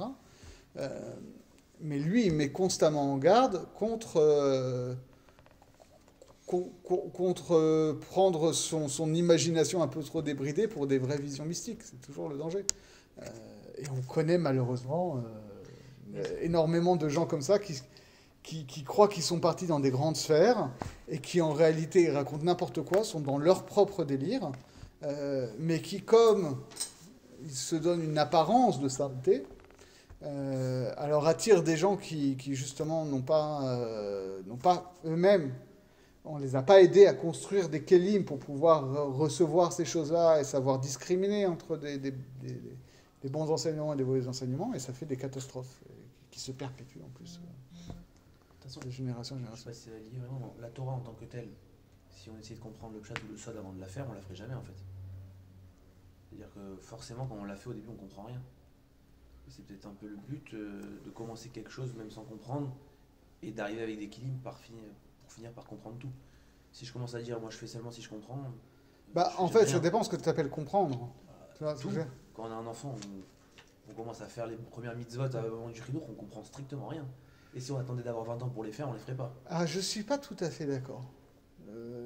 Alors moi j'ai envie de donner l'exemple inverse, parce que moi dans mes copains là, actuellement c'est plutôt l'inverse. Hein. C'est plutôt plein de gens qui viennent de familles très très religieuses et qui ont... parce qu'ils en ont marre de faire des choses qui... Non, mais ce que j'ai pas dit qu'il faut pas finir par Ouais. apprendre. Ouais. Au contraire, j'ai dit commence, mais t'es obligé de passer par apprendre. Ouais. Voilà. T'es obligé de passer par apprendre pour continuer. Mais si tu voulais commencer seulement en comprenant, tu commencerais beaucoup plus tard.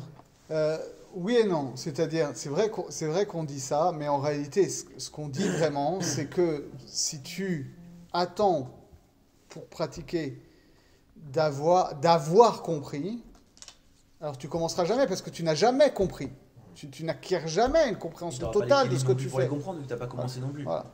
Mais effectivement, c'est tout ce qu'on est en train de dire ici. Mais on voit bien que dans le premier germe du chinour, les deux lumières sont mélangées. C'est-à-dire les kélim et les orotes, à la base, sont les deux des orotes. Et d'ailleurs, tu vois bien que c'est très juste, ça.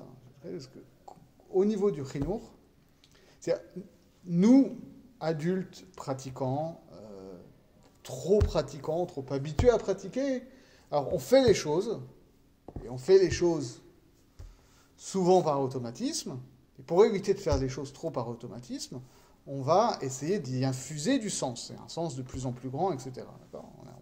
Les kélim, on les a bien construits, on va essayer de faire rentrer des orotes dans ces kélim.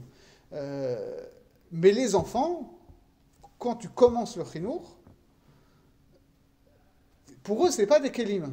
Pour eux, ce que tu vas leur apprendre, même en termes de pratiques religieuses, de tout bête, que tu faut faire Netilat Yadayim, il faut pas parler avant de faire Motzi, il faut faire cette fila, il faut dire Ashra, etc.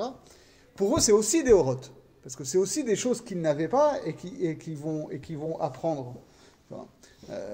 C'est lui dire, il faut que tu fasses Netilat Yadayim.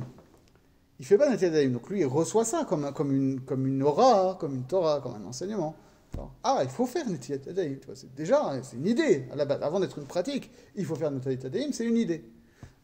Et alors, si l'enfant a déjà un petit peu des capacités, à mon avis, ce qui ressort là en termes de Hanaga, c'est que c'est une bonne chose au début qu'il y ait une petite trace déjà de sens, tu vois. Il faut faire Netilat Yadayim parce que, même si c'est un truc extrêmement basique. Parce qu'évidemment, tu ne vas pas lui expliquer les kavanotes, machin, alors tu penses. Un truc extrêmement basique, tu vois. Mais les enfants, ils comprennent ça. Ils comprennent très bien. Oui, mais compréhension. Je lui dis, t'as les mains impures, par exemple, ça ne veut rien dire. Il va comprendre. Ça existe l'impureté, la propreté, mais bon, ça ne veut rien dire l'impureté. Non, mais alors pour le coup, tu vas lui présenter Impur, sous il est forme, impur. tu lui présentes sous forme de récit, tu sais, parce qu'on fait comme les Kohanim au Beth Amikdash. Alors il a entendu parler des Kohanim, du Beth Amikdash à l'école et tout. Donc déjà, il y a, il y a, il y a, il y a une lumière épaisse qui est, il faut faire Netilat Yadayim. Puis il y a une lumière interne qui est, bah, tu sais, parce que ça renvoie à ce que faisaient les Kohanim au Beth Amikdash. Tu as vu ça dans la paracha de la semaine, etc. Ok. Et ensuite, effectivement, les choses vont se retirer et le fait de Netilat Yadayim, ça va s'ancrer dans le réel, dans la pratique et tout. Et ensuite, tout le but, c'est de réinvestir ça d'un sens de plus en plus riche. Mais il faut, effectivement, dès le début, quand on a dit qu'il faut faire Netilat Yadayim, si le gosse dit pourquoi il faut faire Netilat Yadayim, il ne faut pas lui dire il faut faire Netilat Yadayim, c'est comme ça. C'est important qu'il y ait déjà un germe de sod, en quelque sorte. Et les gosses adorent ça. Ils adorent quand tu vas dire alors là, aujourd'hui, je vais vous raconter des grands secrets de la Torah. Alors, ils ont des oreilles grandes comme ça. On dit qu'il ne faut pas trop raconter Tanakh aux enfants, etc. C'est-à-dire, un enfant, ça part vite aussi en vrille. Hein. C'est-à-dire, si on commence à lui dire des secrets, même si ça va être perçu pour lui comme des secrets, il va penser que tout est aussi mystique. Et il va peut-être pas. C'est-à-dire, ça va devenir un peu folklorique pour lui, ça peut aussi. Ah, chez nous, on a tout de suite des discussions très très métaphysiques avec les enfants. Mais non, mais après, voilà, c'est en fonction des capacités des enfants, en fonction des questions. Il y a une ambiance chez les darmons, quand même. C'est quand même un truc qui permet la métaphysique. C'est pas donné à tout le monde. Hein. Je sais pas si c'est pas donné à tout le monde. Je suis d'accord. Je pense que les enfants, ils ont des grandes capacités et qu'il faut pas les... voilà, il faut pas les gâcher. Mais effectivement, il faut... Et ce qu'on voit ici, c'est que c'est un jeu très subtil de faire en sorte qu'à la fois la lumière qu'on va faire rentrer dans les kelim, elle soit adaptée aux kelim, et qu'en même temps, parce qu'il ne faut pas oublier que ici on parle de horot et de kelim, mais les horot et les kelim dont on parle, c'est aussi bien hors pnimi que hors makif. Okay, ça a été précisé au période précédente. Parce que c'est vrai que quand on lit la description, comme il y a une scout, alors on a l'impression que les lumières, elles sont que dans les kelim et elles sortent des kelim. Mais on parle aussi de hors makif, c'est-à-dire que ces kelim-là, c'est-à-dire ces mots de la Torah, il va y avoir un hors pnimi qui va être un pshat, peut-être une dimension plus pnimite de ce hors pnimi qui va être le sod, mais il y a aussi des dimensions de hors makif, c'est-à-dire il y a aussi des sens qui sont portés par les mots, qui sont une aura autour des mots, qui sont des choses qui sont pas attachées ou qui ne sont pas contenues dans les mots en tant que tels. Et ça aussi, c'est quelque chose qui est présent au début. Et ça aussi, en termes de chinour, je pense que c'est important de faire passer ça aux enfants, qu'ils comprennent que quand Baruch Hashem, nos enfants, ils sont en école juive, donc le pshat à pachout très très basique, ils le font à l'école. Alors évidemment, on leur mélange ça avec beaucoup de midrash, donc il y a tout un travail déjà pour essayer d'aimer les choses. Mais je pense que c'est aussi fondamental de leur donner à sentir ça, ou au moins à savoir ça, qu'il y a beaucoup plus que ça dans la Torah. Mais effectivement, il ne s'agit pas de les gaver avec ça. C'est tout ce qu'on nous dit ici. Il faut que ce soit présent, mais en même temps, après, il faut que ce soit mis en retrait, que ça reste dans l'intériorité. Et c'est uniquement avec un lent travail du pshat, de constitution, du keli, qu'ensuite on va pouvoir réinvestir ça progressivement. Le problème, c'est qu'il faut déjà l'avoir compris pour expliquer aux enfants. On peut donner des pistes de réflexion, Ouais. sans comprendre. Oui, c'est chacun à sa mesure, quoi. Mais Moi, en fait, à la base, j'ai un peu comparé ça je sais pas si c'est comparable, mais par rapport à Naas et Benishma que les Israéliens ont dit. Ils n'ont pas dit on va essayer de tout comprendre avant de faire. Est-ce que Nishma c'est comprendre? Oui. C'est encore un autre. Ah, mais justement, quand ils ont dit Naaseh Vinishma, c'est-à-dire que...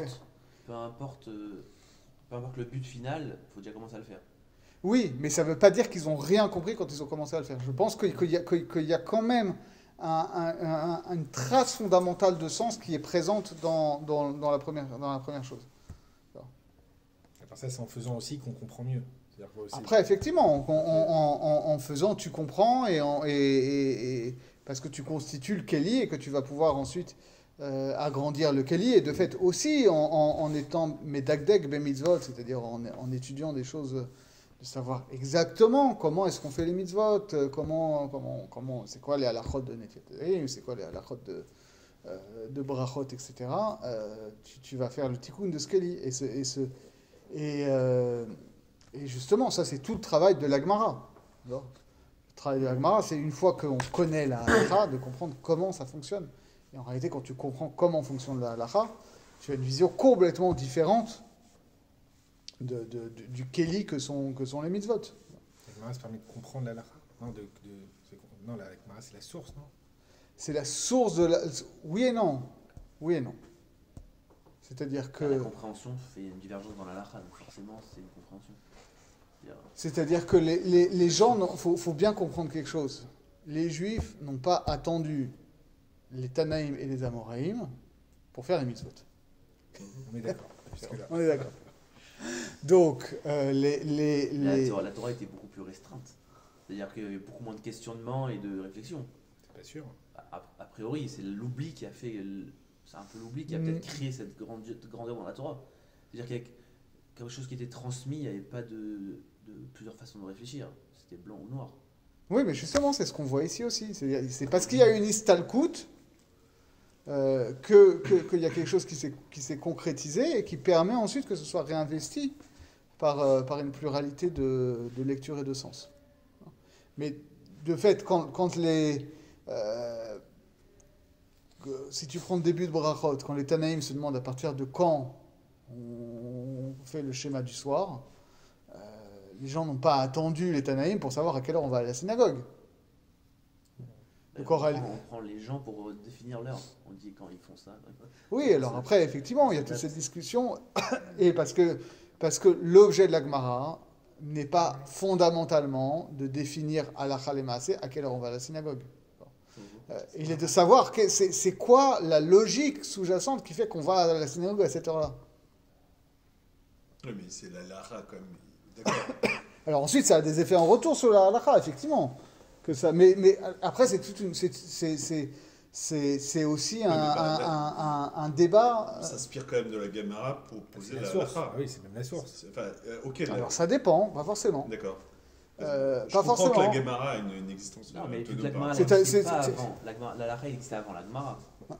Oui. Il y a la Torah, il y avait la halakha, on va dire. D'accord. Non seulement Non. ça, mais indépendamment de la Gemara, les gens ils ont continué à pratiquer. Et ça, c'est quelque chose que tu vois très bien chez Tosfot, par exemple. Chez Tosfot, la façon dont les gens pratiquent les mitzvot, c'est une source de halakha qui permet de critiquer une certaine lecture de la Gemara. C'est-à-dire que très souvent, Tosfot, ils vont dire « Attends, mais on a l'impression que la Gemara... » Vous allez bien ? On a l'impression que la Gemara a dit ça. Et donc la halakha, elle est comme ça. Mais les gens, ils font pas comme ça. Donc ça veut dire quoi? Est-ce que ça veut dire que les gens, ils font mal parce qu'ils font pas comme la Gemara? Ou est-ce que ça veut dire que nous, on n'a pas compris la Gemara? Parce que, a priori... Et donc, il y a effectivement des cas où on va dire, bah non, effectivement, les gens pratiquent mal, mais en général, c'est pas ça qui est dit. C'est-à-dire qu'on va dire, mais en réalité, si tu lis bien la Gemara, si tu vas le voir tel autre Sugya, etc., tu comprends que machin, en fait, les gens, ils pratiquent comme ça parce que leur pratique, elle exprime telle interprétation de la Gemara. Ça, c'est une école. C'est vrai qu'il y a d'autres écoles auxquelles on est plus habitué aujourd'hui, qui sont des écoles qui sont, on va dire, plus centrées sur les textes, qui vont avoir tendance à vouloir réformer ce que les gens font en fonction d'une lecture théorique de la Gemara. Ça, c'est par exemple la grande marloquette qu'il y a à propos du Hérouv entre le Bet Ephraim et le Mishkenot Yaakov au XIXe siècle. Le Bet Ephraim, c'est un Rav, qui est Rav Keila, en Pologne. Et le Mishkenot Yaakov, c'est un talmudiste issu du monde yeshivish, en Lituanie. Et le Mishkenot Yaakov veut absolument démontrer que la vraie halakha telle qu'elle ressort dans la Gemara, c'est que Shishim Ribo n'est pas un critère pour le héros. C'est-à-dire que pour le Reshut Arabim. C'est-à-dire qu'un Reshut Arabim est un Reshut Arabim, même s'il n'y a pas 600 000 personnes qui passent chaque jour. Et donc, c'est beaucoup plus compliqué de faire un... Voilà, donc c'est beaucoup plus compliqué de faire un hérouf parce que n'importe quelle rue un peu large pose problème. Et le Beth Ephraim dit non, mais les 600 000, c'est un critère de Reshut Arabim. La halakha, c'est comme ça. Et en fait, c'est marrant parce qu'il ne parle pas du tout sur le même plan. C'est-à-dire que le Mishkenot Yaakov dit mais non, j'ai regardé toutes les sources, je suis allé voir chez tous les Rishonim, et l'avis de la majorité des Rishonim, c'est que Shishim Ribo n'est pas un critère. Donc on va à la Khumra. Et le Beth Ephraim dit mais ça fait des siècles que dans toutes les communautés, on se comporte selon la Shita qui dit que Shishim Ribo est un critère. Donc il y en a un qui part des sources théoriques et l'autre qui part des sources de ce que les gens font. Alors évidemment, ce que les gens font a été nourri par les décisions des rabbins du Moyen-Âge qui eux-mêmes... Dans la Gemara, on voit souvent quand on tranche la Gemara par rapport à un Maaseh Shaya. Ouais. C'est quelque chose qui est fréquent. Et Maaseh Shaya, c'est-à-dire une histoire qui a existé de ouais, on a des coutumes, des coutumes minagles. Voilà, on va dire par exemple Pouk Chazé Maïda Amadavar. Qu'est-ce que tu veux savoir la halakha? Sors du Beth Midrash, on va voir comment les gens font. Tu verras comment cette marloquette elle a été tranchée à la Khalemassé. Bon, on comprendrait alors vraiment que finalement se positionner par rapport aux sources de la Gemara quand même plus important qu'à des comportements phénoménologiques ou sociologiques de gens qui font faire tout et n'importe quoi. C'est parce que regarde, je vois des loubaïs dans la rue et ils ont des comportements de trucs que je lui dis les gens en déduire la halakha. Puisque pour moi, non. On parlait de Tanaïm, mais... Non, pas forcément, mais dans... C'est Tana qui ramène le masque de quelqu'un, c'est pas pas moi qui ramène... On parle plus que... J'aurais été moins plus confortable à prendre les sources de la Gemara, un truc objectif, et en déduire la halakha que des comportements d'individus. Non, mais non, alors, il faut comprendre que nous, on est vraiment d'Oriatom, c'est-à-dire qu'il y a eu... Il y a eu la Shoah, et avant la Shoah, il y a eu le bouleversement de la Première Guerre mondiale, et après ça, il y a eu le déracinement des communautés, et avant ça, il y a eu l'émancipation. Non, sans porter le jugement de valeur, c'est-à-dire qu'est-ce qui est pire de l'autre ou pas. La Torah la plus divertie aujourd'hui, la plus grande.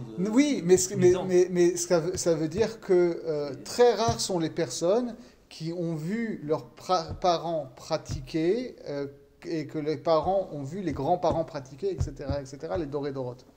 La grande majorité des gens pratiquent, non pas parce qu'ils ont vu leurs ancêtres faire ça depuis des temps immémoriaux, mais parce qu'ils ont appris ça à l'école juive, ils ont appris ça à la yeshiva, ils ont appris ça dans les soirées. On n'a plus trop de massorette dans beaucoup de choses. Ouais. Voilà, on n'a plus de massorette dans beaucoup de choses. On n'a plus de massorette dans presque rien. Ouais. Et ça date pas d'hier, parce que déjà les gens du 15e siècle, ils disent on n'a plus de massorette sur plein de choses. Et déjà, les Ashkenazim, les Rishonim Ashkenazim, ils disent on ne sait plus faire tel truc que la Gemara nous décrit. Tout ça. Bon. Mais toujours est-il, pour revenir à ce que je disais, c'est que voilà, en réalité, on n'attend pas, comme tu disais, Naase Vinishma, on n'attend pas d'avoir fait la Gemara pour mettre en œuvre la halakha. La halakha, on nous dit comment il faut faire, on fait comment on fait, on t'explique vaguement comment ça fonctionne. Le travail de la Gemara, il n'est pas là pour t'apprendre la base de la halakha. D'ailleurs, la preuve, c'est que la Mishnah n'est pas du tout classée dans un ordre pédagogique à ce niveau-là. La Gemara, c'est une analyse des sous-bassements des choses. Alors après, effectivement, ça va... on est dans cette dialectique des Horot et des Kélim, c'est-à-dire que les Horot de la Gemara vont venir transfigurer les Kélim de ta pratique, parce que déjà, tu vas savoir plus pourquoi tu le fais, quelles sont les sources, tu vas savoir mieux comment on le fait. Et Nachinami, parfois tu vas être amené à transformer des choses où tu croyais qu'il fallait faire comme ça parce qu'on avait toujours fait comme ça, mais qu'en réalité il y a peut-être une meilleure façon de faire, et inversement. Ça peut aussi arriver qu'on fait des choses parce qu'on a toujours fait comme ça, et puis quand tu étudies la halakha et a fortiori la Gemara, tu te rends compte que non, en fait c'est pas nécessaire de faire ce genre de choses, tu vois. Bon, c'est un vaste débat. Je propose qu'on en reste là pour ce soir. Ouais. On n'a pas beaucoup avancé sur le texte, ce qui est bon signe. On pense à Rav, il va revenir. Il dit qu'il se fait foutu. Il a ton